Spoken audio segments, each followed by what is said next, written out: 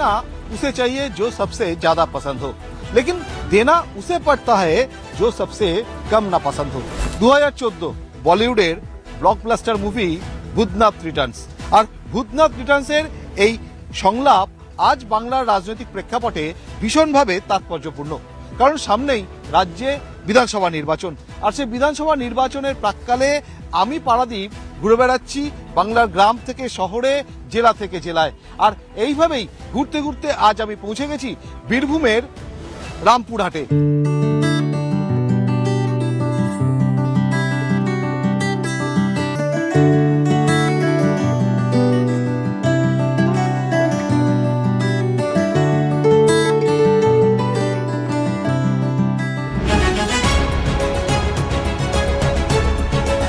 রামপুরহাটের মানুষ তারা গত 5 বছরে কি চেয়েছে আর কতটাই বা পেয়েছে, আগামী 5 বছরে তারা ঠিক কি চায়, সবটাই শুনে নেব তাদের মুখ থেকে।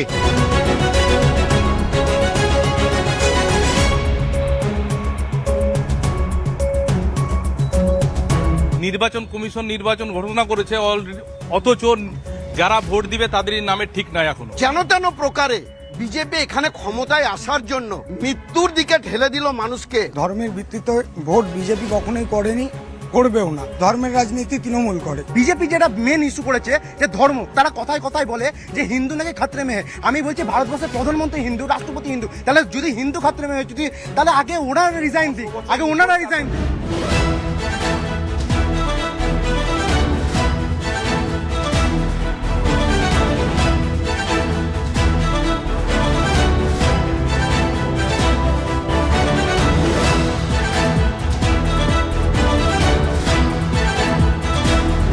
রামপুরহাট বিধানসভা কেন্দ্র।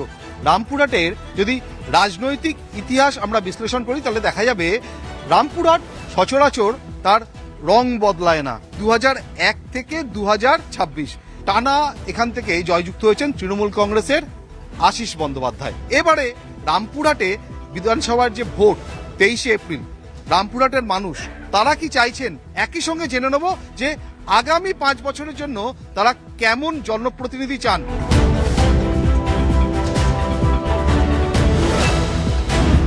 কেমন আছে রামপুরহাট? ভালো না একদম। কেন?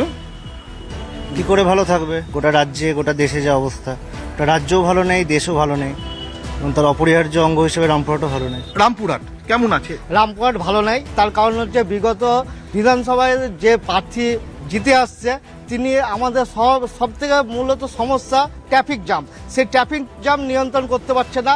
তার জন্য আমরা খুব দুঃখিত এবং এবার আমরা চাইছি যে একটা পরিবর্তন আসুক। এই যে বলছে ভালো নেই, এদের উৎসাহটা তাহলে যুবসাথী প্রকল্প যখন চালু হলো তখন লাইনে এত আনন্দ কেন ছিল?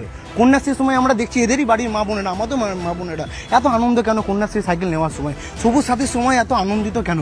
এরাই তো আনন্দ করছে, এরাই তো হই হই করে বলছে মমতা বন্দ্যোপাধ্যায় জিন্দাবাদ। ওনারা কোনো কাজ করেননি 34 বছরে। আর একটা দল সে এখন নিজে কেন্দ্র সরকারে রয়েছে, তারা কি কাজ করছে? আজকে তাদের যে রাজ্যগুলো তারা শাসন করছে সেই রাজ্যগুলোর সঙ্গে তুলনা করলে পরে আজকে পশ্চিমবাংলা প্রত্যেকটা ক্ষেত্রে কতটা এগিয়ে আছে গ্রাম বাংলার মানুষ, সেটা আমাদেরকে আর বলতে নেই, পুরো রামপুরহাটবাসী বলবে, পুরো বাংলার মানুষ।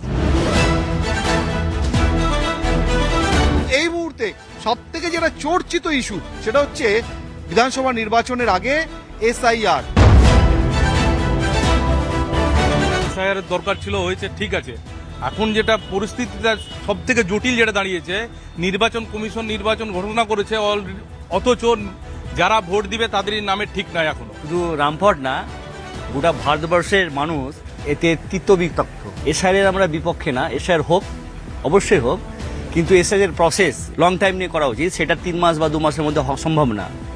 তো এসআইআর মানুষকে লাইনে দাঁড় করিয়ে নোটবন্দির মতো, তো এইগুলো তো মানুষ হ্যারাসমেন্ট হচ্ছে। নির্বাচন কমিশনের হয়ে যারা কাজ করেছে, এসডিও, বিডিও বা বিএলও যারা আছে, তাদের প্রত্যেকের উপরে আঙুল তোলা হয়েছে, কারণ তারা কিন্তু ঠিকঠাকভাবে নিজের কাজ করেনি। তাদের গলদের জন্য আজকে এই গলদের প্রশ্নচিহ্ন উঠছে। আমরা এসআইআর বিপক্ষে নয়, কিন্তু এই এসআইআরটা কি হলো, মানে জাস্ট যেন তেন প্রকারে বিজেপি এখানে ক্ষমতায় আসার জন্য কিভাবে মৃত্যুর দিকে ঠেলে দিল মানুষকে, লাইনে দাঁড় করে দিল মানুষকে।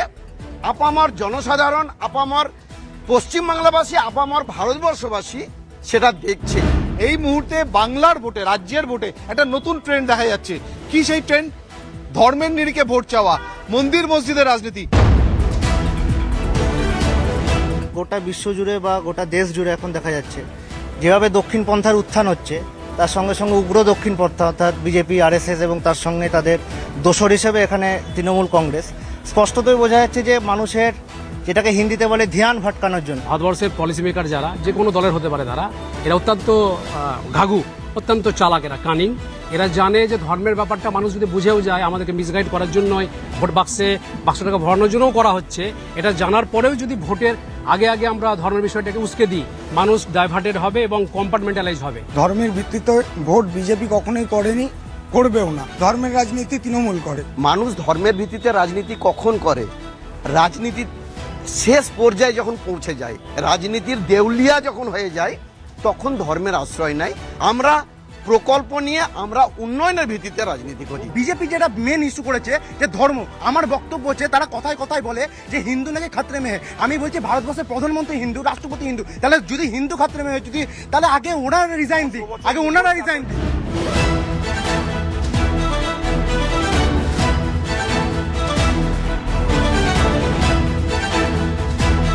রাজ্য সরকার গত 5 বছরে একাধিক প্রকল্প চালু করেছে। স্বাস্থ্যসাথী আছে, কন্যাশ্রী আছে, কিন্তু সবকিছু ছাপিয়ে এই মুহূর্তে চর্চায় দুটি প্রকল্প। প্রথমত লক্ষ্মীর ভাণ্ডার। লক্ষ্মীর ভাণ্ডারে ভোটের ঠিক আগে আগেই বরাদ্দ বেড়ে যাওয়া এবং একই সঙ্গে যুবসাথী প্রকল্পের ইন্ট্রোডাকশন। এটা ভোটের চমক ছাড়া আর কিছু নয়। চাকরি নাই, কোনো কিছু নেই, শুধু 1,500 টাকা করে ভাতা দিয়ে, কিছু জনকে ভাতা দিয়ে ভোট কেনারই চেষ্টা, আর কিছুই নয়। এটা কি মনে হয়? রাজ্য সরকার লিমিট ক্রস করে মানুষকে হাত পেতে চাইতে অভ্যস্ত করে দিচ্ছে, যেটা ভবিষ্যতের পক্ষে একটা ভয়াবহ দিকের ইঙ্গিত করছে। ভোটের চমক বলে কিছু নয়, যেটা আমরা যদি দেখি, কেরলে দেখি, দিল্লিতে দেখি, সেটা দিয়েও নিয়ে নেয়। কিন্তু আমাদের এই রাজ্যে মমতা বন্দ্যোপাধ্যায় যেটা বলেছিলেন সেই মতো কিন্তু দিয়ে গেছেন, কন্টিনিউ আছেন, আগামী বছরও কিন্তু সেটা থাকবে। যুবসাথী পাও? অবশ্যই পাই। তো কি কাজে লাগে যুবসাথী? আমরা ব্যক্তিগতভাবে ছাত্র হিসেবে মনে করি এই যে তিনি এই প্রকল্পটি আমাদেরকে দিয়েছেন, এর ফলে আমাদের অনেক আমরা ছেলেমেয়েরা আছি যারা একটা টাইম পরে সবারই বাড়ির আর্থিক অবস্থা ভালো নয়। সেক্ষেত্রে আমি মনে করি তাদের বাড়িতে এটি অনেক সুফল হিসেবে কাজ করেছে এবং অনেক ক্ষেত্রে আমাদের হাত খরচার হিসেবে সেদিক থেকেও এটাই সুফল হিসেবে কাজ করেছে। যে যুবকদের হাতে ছিল কাজের দরকার, তাকে ভাতা ধরিয়ে দিয়ে লাভটা কি হচ্ছে? আমি মনে করি মমতা ব্যানার্জির ওই 1,500 টাকা নিজের পকেট থেকে না, আমাদের মতো শিক্ষকদের পকেট থেকে যাদের ডিএ বাকি, এবং আমি আজকে যদি সেন্ট্রাল গভর্নমেন্টের মতো ঠিকঠাক ডিএ পেতাম, আমি নিজে হয়তো এই 1,500 × 8 মানে প্রায় 12,000 টাকা কম পাচ্ছি। অর্থাৎ আমি মনে করি আমি নিজে 8 জনকে যুবসাথীর টাকা দিচ্ছি। ওনাকে একবার জিজ্ঞেস করুন না যে উনি কত সালে চাকরিটা পেয়েছেন, কত সালে চাকরি পেয়েছেন উনি? অবশ্যই অবশ্যই, আমরা একবারও বলিনি যে তুমি অন্য আমার যোগ্যতায় তুমি চাকরি পেয়েছো, তুমি নিজের যোগ্যতায় চাকরি পেয়েছো।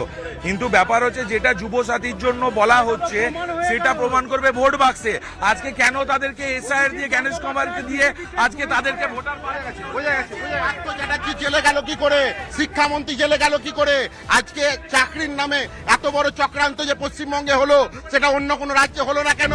রামপুরহাটের আইন শৃঙ্খলা, মহিলা নিরাপত্তা ঠিক কোন জায়গায়? পশ্চিমবাংলা প্লাস গোটা ভারতবর্ষে আইন শৃঙ্খলা বলে কিন্তু কিছু নেই। মহিলারা নিরাপত্তাহীন, সাধারণ মানুষ নিরাপত্তাহীন। শুধু রামপুরহাট নয়, পশ্চিমবাংলায় রাত 12টার পর মহিলারা বেরোতে পারেন। ওনাদের মা বোনেরাও আজকে কিন্তু সুরক্ষিত আছেন এবং বাইরে বেরোতে পারেন, এবং আমিও নিজে রাত 11টার পর বেরোতে পারি। কি ইস্যুতে ভোট দেবেন?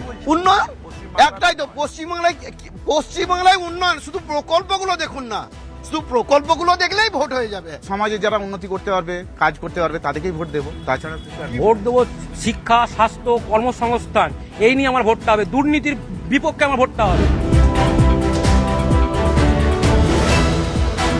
রামপুরহাটের মানুষ, রামপুরহাটের ভোটাররা, তারা কি বলছেন? ঠিক কেমন বিধায়ক চান? বিধায়ক চাই মাটির মানুষ, যিনি রামপুরহাটের প্রতিটা গ্রাম চেনেন। মাটির মানুষ, কাছের মানুষ, মানুষের জন্য যিনি কাজ করেন, আশিস বন্দ্যোপাধ্যায়ের মতনই বিধায়ক চায়, আশিস বন্দ্যোপাধ্যায়কেই চায়। বিধায়ক সেরকমই হওয়া উচিত এবং সেই দল থেকে আসা উচিত যারা কর্মসংস্থানটাকে ফরমোস্ট ইম্পর্টেন্স দেয়। মানুষের পাশে যে সবসময় থাকবে সেরকমই বিধায়ক চাই। আপাতত নেতা নয় জনতা নিয়ে আমি পারাদীপ বিদায় নিচ্ছি রামপুরহাট থেকে। দেখা হবে অন্য কোনো কেন্দ্রে, অন্য কোনো নির্বাচনী বিধানসভা কেন্দ্রে।